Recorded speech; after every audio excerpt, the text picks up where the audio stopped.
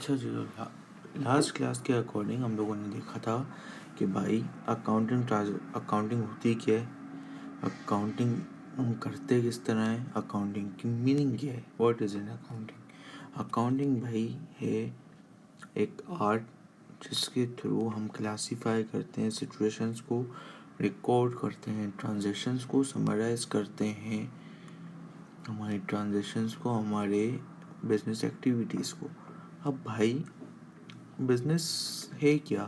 तो बिजनेस एक सिंपल सा प्लेटफॉर्म है जहाँ पे या तो एंटरप्रेन्योर ट्रेड करता है गुड्स को, या फिर प्रोड्यूस करता है, या फिर प्रोवाइड करता है सर्विसेज। अब ट्रेड करता है अगर गुड्स, यानी कि वो फॉल कर रहा है हमारे पास कहीं ना कहीं प्राइमरी सेक्टर के अंदर। अब दूसरी तरफ अगर ये प्रोड्यूस कर रहा है गुड्स, तो यानी कि ये फॉल हमारे पास कर रहा है कहीं ना कहीं सेकेंडरी सेक्टर के अंदर। इसके बाद लास्ट में हमारे पास आते हैं प्रोवाइड सर्विसेज, यानी कि वो या फिर कोई ऐसा काम कर रहा है जैसे मैकेनिक वगैरह हो गए, या आपको सर्विसेज प्रोवाइड करते हैं।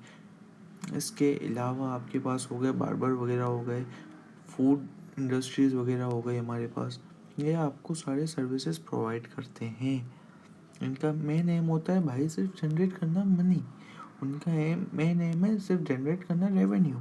अब बिजनेस ये सब करता क्या है भाई, किस तरह से करता है? तो भाई बिजनेस सारी रिकॉर्डिंग वगैरह करता है अपने बिजनेस ट्रांजेक्शन्स के थ्रू। अब बिजनेस ट्रांजेक्शन है क्या? तो भाई बिजनेस ट्रांजेक्शन बिजनेस की होती हैं day to day running activities के, रोज़मर्रा बिजनेस क्या कमा रहा है, क्या बेच रहा है, क्या कर रहा है, कितना प्रॉफिट हुआ, कितना लॉस हुआ, वो सब चीज़ों को देखा जाता है डे टू डे रिकॉर्डिंग के थ्रू। अब आज हम बढ़ते हैं अपने दूसरे टॉपिक की तरफ, जो कि क्लासिफिकेशन ऑफ बिजनेस ट्रांजेक्शन्स की। बिजनेस ट्रांजेक्शन्स होती किस तरह है? तो भाई बिजनेस ट्रांजेक्शन्स हमारे पास वर्क करती हैं इस तरह कि भाई पहले अपन डेफिनेशंस लिखते हैं कि क्लासिफिकेशन ऑफ अ बिजनेस क्या है। भाई classification of a business work करता है हमारे पास 5 पिलर्स के अंदर। अब वो 5 पिलर्स क्या है भाई, और किस चीज़ के हैं वो 5 पिलर्स? हैं हमारे पास अकाउंटिंग के। वो अकाउंटिंग के 5 पिलर्स के थ्रू वर्क करता है। अब अकाउंटिंग के 5 पिलर्स कौन कौन से हैं हमारे पास, जो हम शॉर्ट फॉर्म यूज़ करते हैं उसके लिए, वो है एल्सर, यानी कि ALCER, एल्सर। अब जिसमें हर वर्ड अपनी एक मीनिंग लेके बैठा हुआ है, यानी कि A4 हमारे पास आ रहा है एसेट, इसी तरह L4 हमारे पास है लाइबिलिटी, इसके साथ हमारे पास C4 capital and E4 expense, whereas R4 we have revenue. अब हर चीज़ का अपना मतलब, हर चीज़ की अपनी डेफिनेशन। पहले हम लेके चलेंगे एसिड को। भाई एसिड होता क्या है? अब हमारे पास एसिड होता है कि भाई एसिड हर वो चीज़ जो बिजनेस अपने पास रखी हुई है, हर वो रिसोर्स जो बिजनेस के पास है कि उसने अगर खरीदी हुई है तो ठीक, नहीं भी खरीदी हुई तब भी उसकी यूटिलाइज वो कर रहा है, उसको इस्तेमाल वो कर रहा है। अगर बिजनेस उसको इस्तेमाल कर रहा है यानी कि वो उसकी यूज़ में है, यानी कि बिजनेस अपने हिसाब से उसको लेके चल रहा है, तो मतलब है तो बिजनेस के पास, और वो अकाउंट भी बिजनेस के उसमें होगी। यानी कि इसकी डेफिनेशन हमारे हुई, assets are the resources of a business weather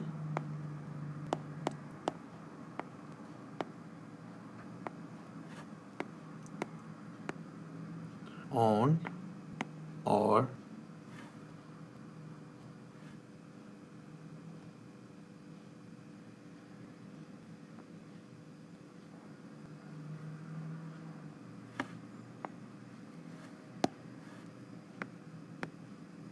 whether owned or not। अब बिजनेस के पास तो है, लेकिन अब बिजनेस ने परचेज किए, उसको किसी के थ्रू गिफ्ट मिला है या XYZ जो भी सिचुएशन है उसके अकॉर्डिंग ये ट्रीट किया जाएगा। अब यहाँ कहानी ख़त्म नहीं होती सेट की। अब हमने बात की कि भाई बिजनेस के पहले हमने बात की कि बिजनेस के हर वो चीज़ जो बिजनेस यूज़ कर रहा है, जिस बिजनेस के यूज़ में है, वो एसेट है। लेकिन अब लेट्स से बिजनेस के पास मोटर व्हीकल है जो रोड डिलीवरी के लिए यूज़ कर रहा है। अब वो मोटर व्हीकल अब वो हर साल तो चेंज नहीं करेगा। अब वो एक्सपेक्टेड लाइफ उस लेके चल रहा होगा 5 साल की, हर 5 साल में गाड़ी चेंज होगी। तो भाई इसका मतलब है कि हमारे पास तो रिकॉर्डिंग होती है 1 साल की। अब 1 साल से ज़्यादा वो चीज़ हमारे पास पड़ी हुई है, यानी कि वो हमारे पास हुई अकाउंटिंग की एक कैटेगरी में, मतलब एसेट की एक कैटेगरी में से एक कैटेगरी जो के है नॉन करंट एसेट। तो भाई पहले हम इसकी डेफिनेशन लिखते हैं कि भाई assets are further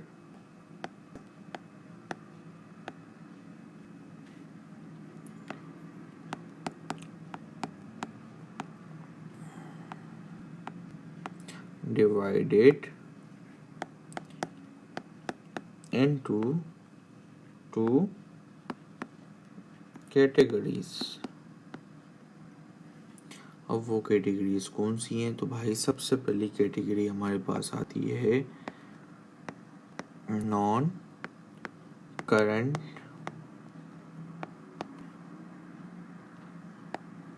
assets.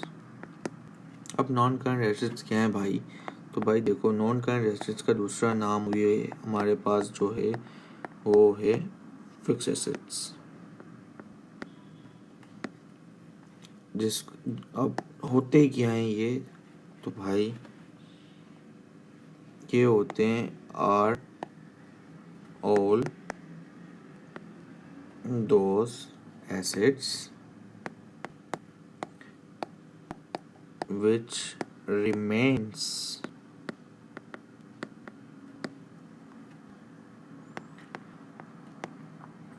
in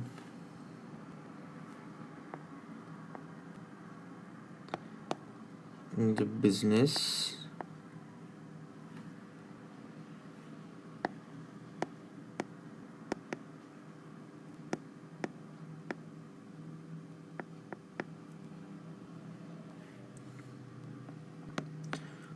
for more than an accounting year।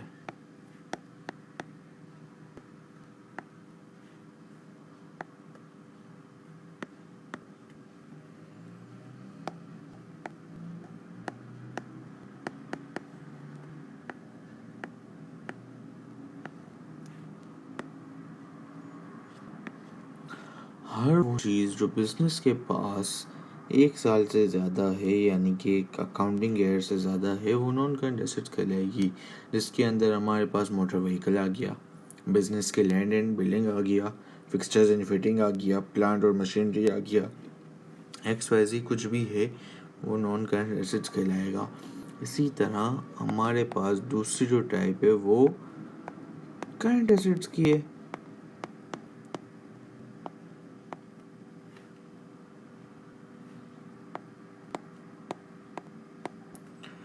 Current assets क्या होते हैं? Are all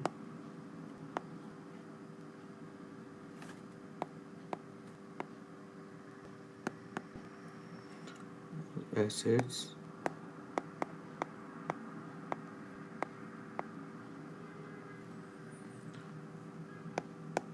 which remains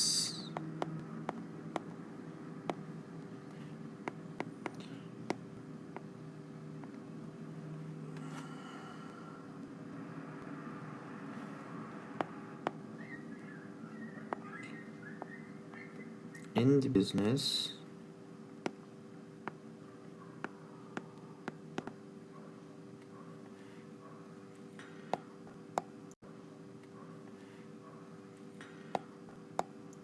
for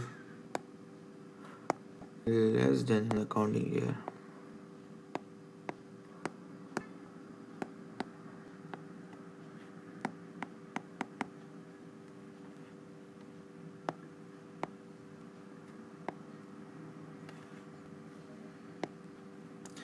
हर वो चीज़ जो बिजनेस के पास less than an accounting year रहेगी वो हमारे पास करंट एसेट्स कहलाएगी। अब इसके अंदर हमारे पास लेट्स से हमारे पास आ रही है इन्वेंट्री होगी, क्लोजिंग इन्वेंट्री, अकाउंट रिसीवेबल्स हमारे पास हो गए। इसी तरह से हमारे पास हर वो चीज़ cash in hand, cash in bank, XYZ जो भी है वो हमारे पास करंट एसेट्स का पार्ट होगा। अब इसको हम फर्दर लेके चलें तो भाई हमारे पास क्या है, हम इसकी डेफिनेशंस की तरफ जाएंगे। भाई अब बात तो हमने ये कर ली कि क्या होते हैं, कितनी वो है हमारे पास, कितनी कैटेगरीज हमारे पास एसेट्स की हैं। अब हम बात करेंगे नॉन करंट एसेट्स की। भाई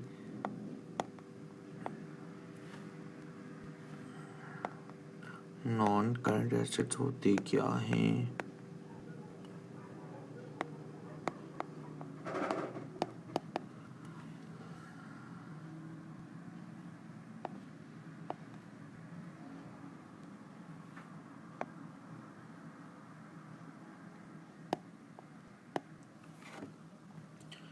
हम लोगों ने ऊपर तो बात कर ली कि भाई नॉन करंट एसेट्स हर वो एसेट्स हैं जो कि बिजनेस के पास मोर देन अकाउंटिंग ईयर रहेंगे। बट जब एग्जाम में क्वेश्चन पूछेगा तो हमें उसकी डिफाइन भी तो करना होगा ना, भाई ये होता है नॉन करंट एसेट्स। तो भाई अब इसका जवाब ये हमारे पास होगा कि भाई non current assets are all those assets, हर वो asset are all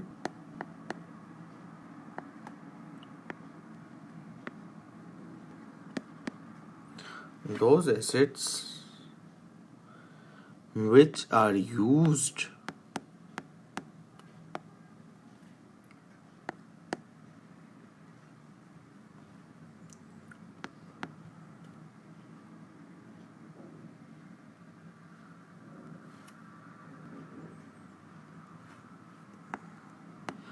by the business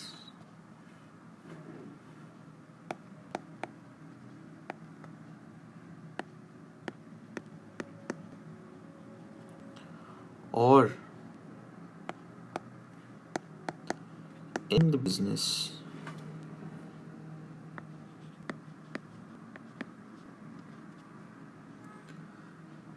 In the business कब तक? For more than an accounting year.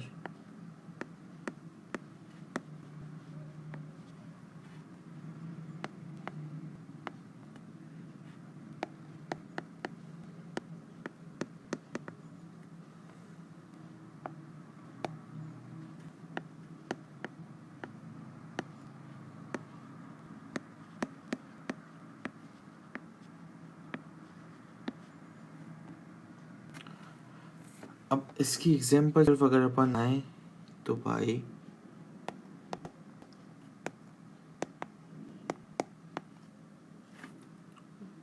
तो हमारे पास हो गया land and building,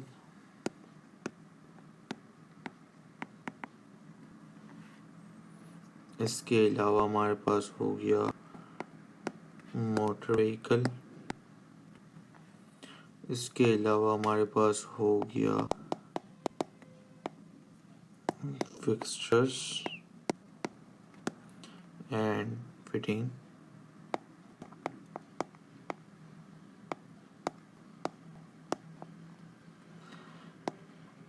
XYZ।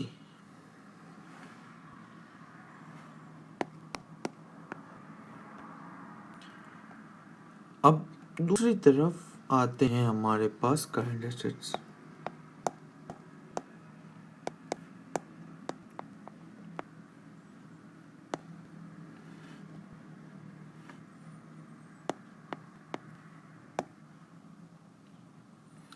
Current assets जैसे नॉन करंट एसेट्स हमारे पास है हर वो चीज़ जो कि मोर देन अकाउंटिंग ईयर हमारे पास हो, मोर देन अकाउंटिंग पीरियड हमारे पास हो।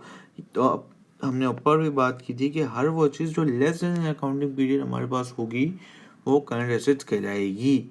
अब इसके अंदर हमारे पास क्या आ गया, इसके अंदर हमारे पास भाई चलो हम सीधे एग्जांपल्स की तरफ जाते हैं। इसके अंदर फॉर एग्जांपल हमारे पास आ गया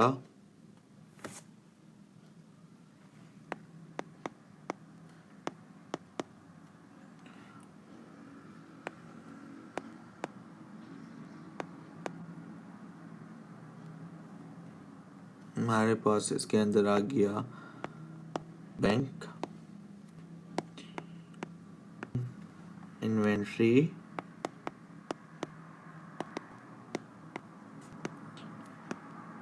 cash in hand,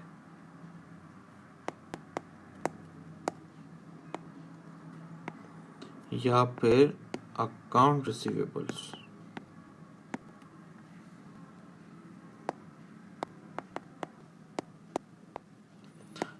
account receivable का दूसरा नाम हम जो यूज करते हैं वो है ट्रेड रिसीवेबल्स।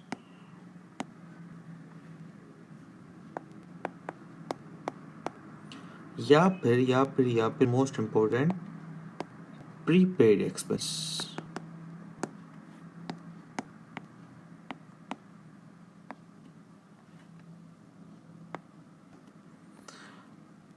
प्रीपेड एक्सपेंस क्या होते हैं भाई? प्रीपेड एक्सपेंस हर वो एक्सपेंस जो आपने पहले से पे कर दिया है और उसकी सर्विसेज आपको लेना बाकी हैं।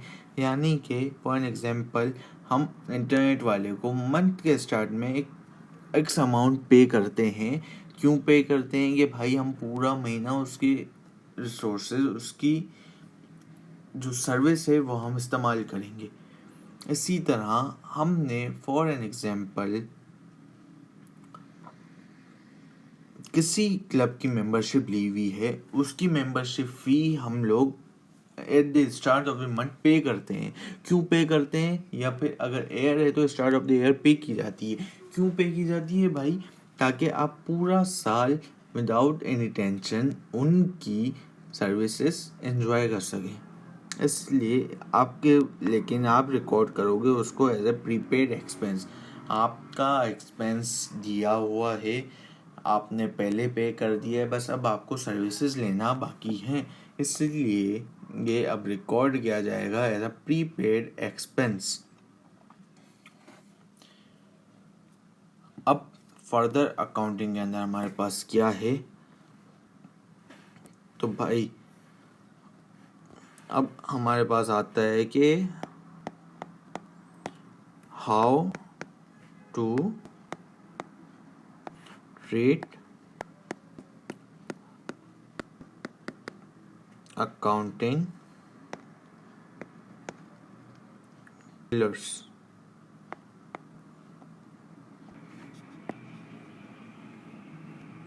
हम अकाउंटिंग पिलर्स के साथ कैसे ट्रीट करेंगे भाई? जैसे एसेट है,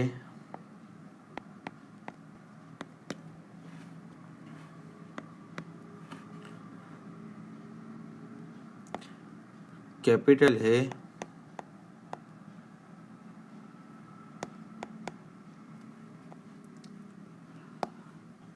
लायबिलिटी है,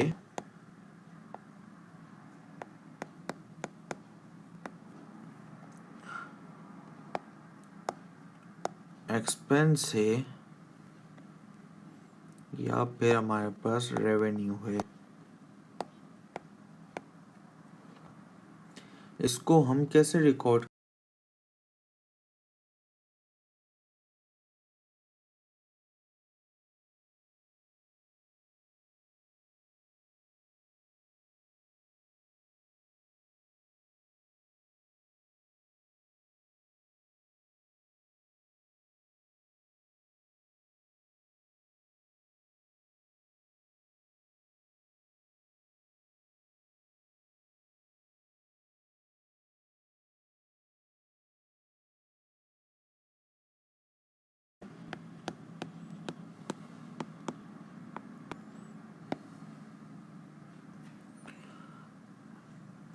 टी अकाउंट बना हुआ कैसा होता है? तो भाई देखो, टी अकाउंट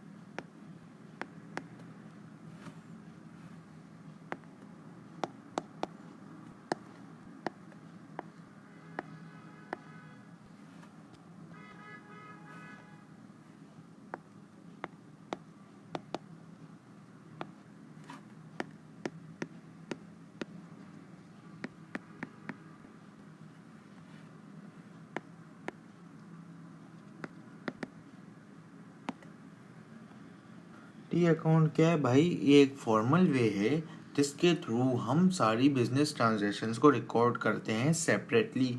हर एक बंदे का अलग अकाउंट बनेगा। अब कैसे बनेगा भाई? टी अकाउंट क्या होता है? देखो, एक अकाउंट बना, ये है फॉर एक्स बंदे के लिए। अब दूसरा अकाउंट बनेगा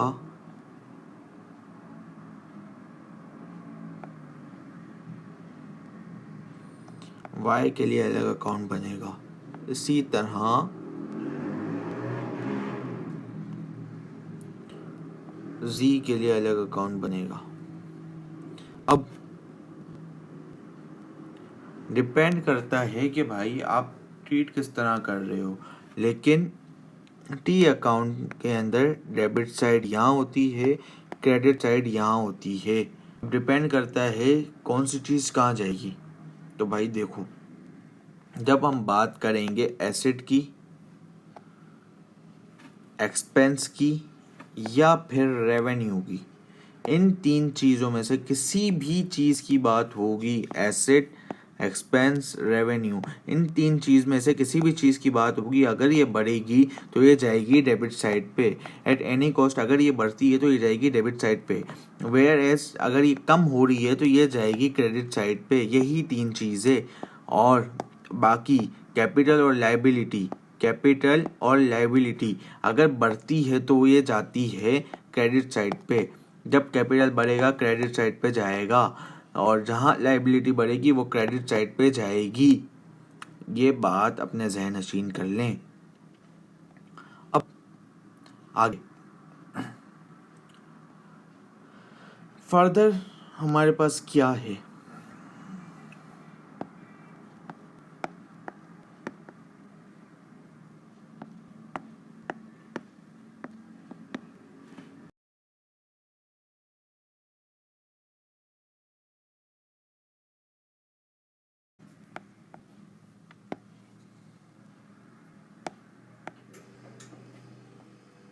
तो भाई लाइबिलिटी हर वो चीज़, हर वो अमाउंट, हर वो एसेट जो कि आपने रेंटल बेस पे लिया हुआ हो, या फिर आपने कोई चीज़ टाइम ड्यूरेशन के साथ परचेज की है। जैसे आपने इन्वेंट्री परचेज की है और आपने सप्लायर को बोला है कि भाई मैं तेरे को 90 दिन बाद पेमेंट दूंगा, यानी कि आपके माल उठाने के 90 दिन बाद आप पेमेंट अपनी क्लियर करेंगे।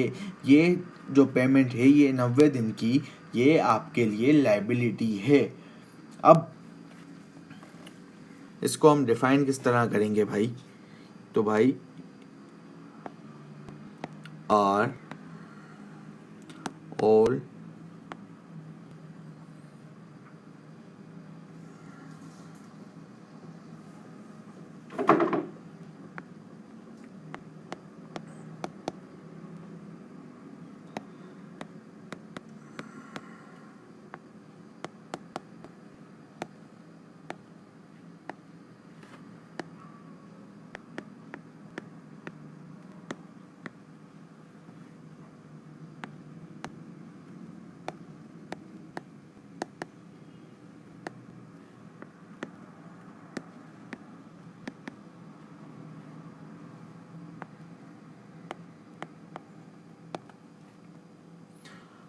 ये वो अमाउंट्स हैं, ये वो चीज़ है जो business in future later days के अंदर पे करेगा।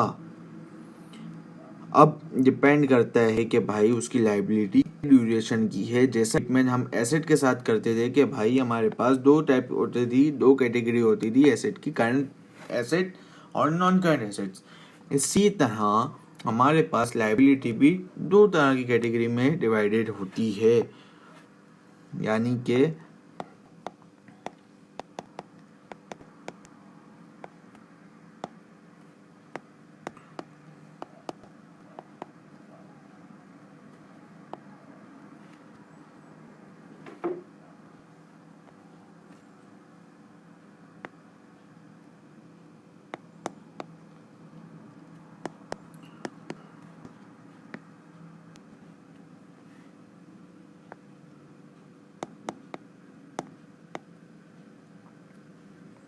लाइबिलिटी भी दो कैटेगरी के अंदर डिवाइड होती है।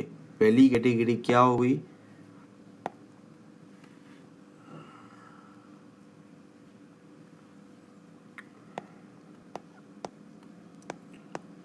Non current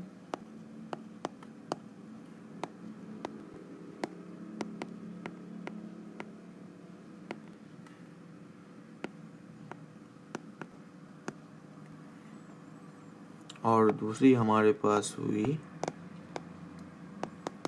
liability.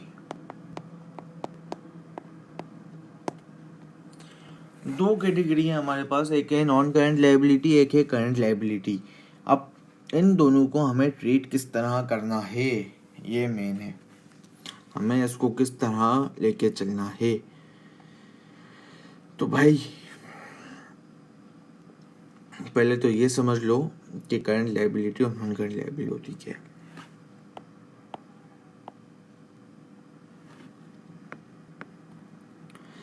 Non current liability हर वो चीज जो more than an accounting period है, जिसका पे ऑफ हमें more than an accounting period की ड्यूरेशन के अंदर करना है। जैसे कि for example a bank loan of 50,000 which will be पे of after 5 years।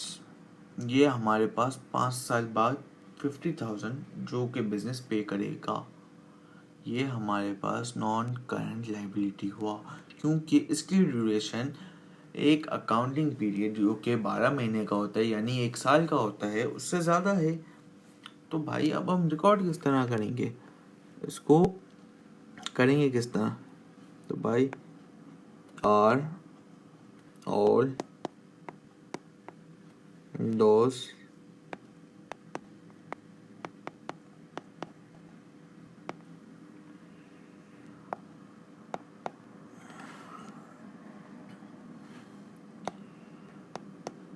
which will be pay off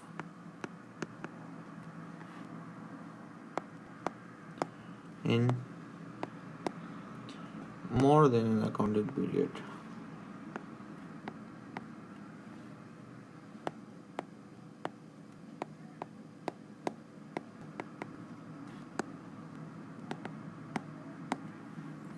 यानी कि हर वो लाइबिलिटी जो कि 1 साल से ज़्यादा होगी, यानी कि मोर देन अकाउंटिंग पीरियड होगी, पे ऑफ वो यहाँ पर रिकॉर्ड होगी, यानी कि वो होगी नॉन करंट लाइबिलिटी। अब इसका ही ऑपोजिट करंट लाइबिलिटी। तो भाई are all those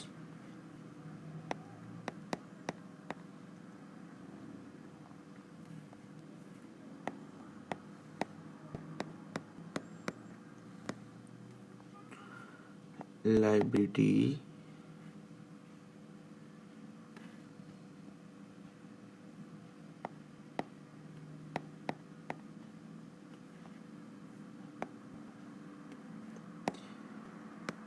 which will be pay off in an accounting period, वो लायबिलिटी जो कि अकाउंटिंग पीरियड में ही पे होगी वो कहलाई जाएगी करंट लायबिलिटी। अब या तो लेस देन अकाउंटिंग पीरियड की उसकी ड्यूरेशन हो, जैसे कि आपने किसी से उधार लिया और बोला कि भाई मैं 3 महीने में तेरे को वापस कर दूंगा या 2 महीने में तेरे को वापस कर दूंगा। अब वो आपके लिए करंट लायबिलिटी होगी, क्योंकि आपको अकाउंटिंग पीरियड होता है हमारे पास 12 महीने का और आपने उसको पे ऑफ करना है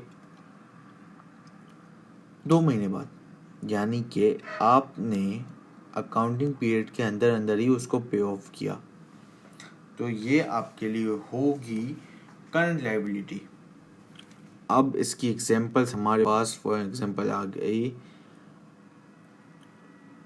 हम इसको शॉर्ट फॉर्म के अंदर लेके चलते हैं, सही है। ये हम एक सेकेंड इसको लिख देते हैं, बल्कि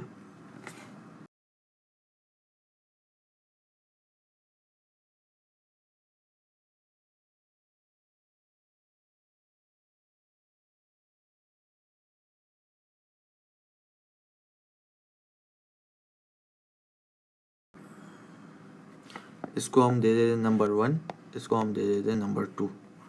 अब नंबर 1 की पॉइंट एग्जाम्पल और नंबर 2 की एग्जाम्पल, ठीक है। नंबर 1 की एग्जाम्पल्स पे हमारे पास क्या होगा, जो कि है नॉन करंट लायबिलिटी। अब नॉन करंट लायबिलिटी के अंदर हमारे पास आ गया लॉन्ग टर्म बैंक लोन, या फिर हमारे पास आ गया डिबेंचर्स। अब करंट लायबिलिटी के में हमारे पास क्या है, करंट लायबिलिटी के अंदर हमारे पास आ गया फॉर एग्जांपल बैंक लोन हो सकता है, शॉर्ट बैंक लोन।